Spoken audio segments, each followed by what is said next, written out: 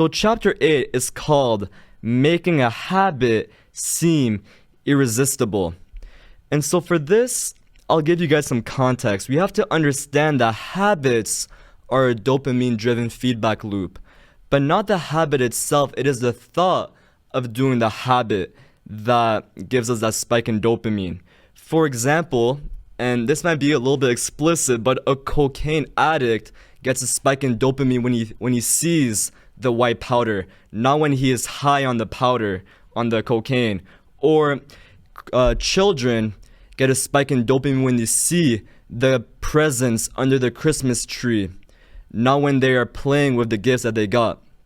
Or adults get a spike in dopamine when they think about their upcoming vacation, not when they are on the vacation itself.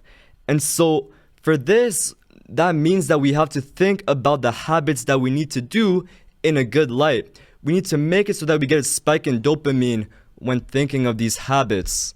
And so James Clear has a solution for this called temptation bundling. And that is when we link something that we need to do with something that we want to do. And so he gives an example of this, which is the story of Ronan Byrne. I don't even need the book for this one. I remember it in my head, so let's get straight to it. So Ronan Byrne is an electrical engineering student in Ireland.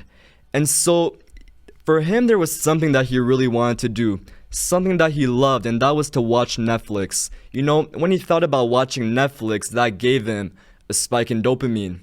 But there was also something that he needed to do, and that was to start riding his stationary bike. You know, my guess would be that he got pretty unhealthy watching Netflix all the time, and so he had to start riding his bikes. He needed some exercise. That was something that he needed to do. And so, putting his engineering skills to use, he used temptation bundling. And so he made it so that every time he rode or he pedaled at a certain speed, there would be Netflix playing in front of the screen, that like on the screen that was in front of the stationary bike. And so now when he thought about needing to ride a stationary bike, he thought about watching Netflix. And so every time he thought about doing it, he got a spike in dopamine. That is a great example of temptation bundling.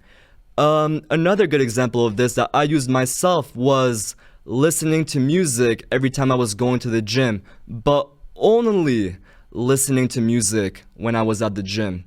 Because listening to music is something that you want to do. We all love listening to music, right? When we think about how we're going to get to listen to music, that gives us a spike in dopamine. But the gym, that's not always the case. That's something that we need to do, not always something that we want to do. And so I made it so that every single time I went to the gym, I would play music, but that's the only time I play music. And so now I'm linking something that I need to do, which is to go to the gym, with something that I want to do, which is to listen to music. Another great example would be only drinking coffee when you are reading in the morning. Let's say you want to give yourself the habit of reading. That's something you need to do, or you tell yourself you need to do it. But it's not always something we want to do. When we think about reading, we're like, oh, that's kind of boring. But you need to do it. How are we going to see that in a positive light?